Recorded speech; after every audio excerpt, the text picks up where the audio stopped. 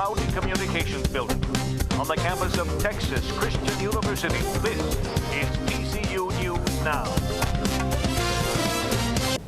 Hi, and thanks for joining us for this week's edition of TCU News Now. I'm Justin White. And I'm Jessica Lawrence. Fans are concerned about the new ticket system to get in to see the Horned Frogs play football. Although TCU beat Baylor, Josh Davis tells us the new system has yet to win over the spectators. As fans entered Amon G. Carter Stadium for the Baylor game, even the athletic staff wasn't sure how their new system of scanning tickets would work. It's a new process and we just don't really know what to expect. Fans weren't pleased with what they got. As you can see, there's lines everywhere. It's a little crazy, a little chaotic today. This season, the athletics department introduced a new system of scanning tickets as well as student IDs. The system will prevent former students from using out-of-date IDs, as well as others from handing tickets through fences. Game day operations staff say the new measures will stop counterfeit and reuse tickets. That gives us a much better count of how many people are actually coming to our games. Cole said the athletics department did not hire any additional staff to scan tickets, but did add more bag checkers in hopes that that would alleviate delays. Some fans said the new process was unnecessary and confusing. You know, I sat in there for 30 minutes and I walked up and the guy said, TCU students to gate 8. Many fans were still finding their seats as the game began. And some were still waiting when Jeremy Curley scored TCU's first touchdown. However, most fans didn't let it ruin their day. Josh Davis, TCU News Now. The athletic department says for future sellouts, they encourage fans to get to their gates early. TCU is 7-1 against SMU under Coach Gary Patterson. That one loss was a 21-10 Mustang win in 2005. It came after the Horned Frogs upset then number 7 Oklahoma. Patterson says even though all the players from the 05 team graduated, it won't stop him from reminding this year's team about the loss. This is the first year we don't have somebody that was part of that game. So, they haven't been a part of it, but I can tell you this much. I'll show the celebration part of the game on a video to all of them. Crosstown rivals SMU and TCU have battled for the Iron Skillet for almost 100 years. Now SMU students have something they would like to do with the skillet. Madison Pelletier has the story. Since 1915, the TCU Horned Frogs have battled crosstown rivals, the SMU Mustangs, in football. TCU leads the series 43-39. The rivalry strengthened over the years, and eventually the TCU and SMU student bodies created a traveling trophy known as the Iron Skillet. I had no history of the Iron Skillet game or the Iron Skillet or anything. That's the big rusty skillet. That rusty skillet has been around since 1993 when the tradition was revived and the skillet started being presented to the winning team after each game. Over the years, SMU and TCU students have taken the crosstown rivalry to the next level. Located just a little under an hour away from each other, SMU and TCU have been rivals for many years. An SMU organization fries frog legs every year before the game to get the students even more excited.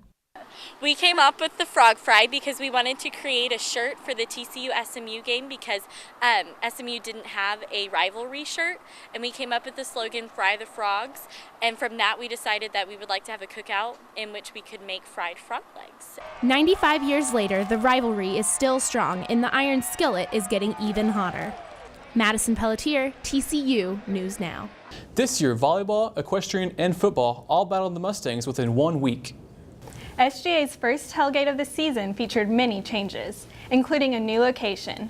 However, low participation from students may prevent the events from continuing through the football season. Andrea Drush explains. Student government spent nearly $10,000 on the first tailgate this season, but only about 350 students showed up to enjoy it. The tailgate featured a new location, a live band, guest access, and alcohol for purchase by students of legal drinking age. The events planners say the goal was to create a fun, safe atmosphere for students to tailgate and consume alcohol before the game. However, only about 20% of students in attendance were of legal drinking age. Unsuccessfully, we didn't have the crowd that we were hoping that we would have. Mostly in terms of students over 21, we just didn't have the crowd that we were expecting and hoping for.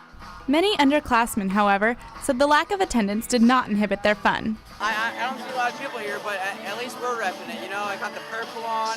It's all looking good. Thompson said that while the grassy knoll provided a good location, it was unlikely any other tailgates would be held there this season. To increase attendance, upcoming tailgates are scheduled to take place in the campus commons, where alcohol is prohibited. Andrea Drush, TCU News Now. Thank y'all very much. For more information on upcoming tailgates, visit our website at tcudailyskiff.com. The Horned Frog head baseball coach, Jim Schlossnagle, has received a new contract that extends his time at TCU to at least 2016. Athletic Director Chris Del Conte says Schlossnagle is the perfect fit for TCU, and he is not the only one to think so. In 2010, he earned the National Coach of the Year award after taking TCU to their first appearance in the College World Series. Students at TCU now know a lot more about each other. Ashley Ivine explains the new event that promotes understanding.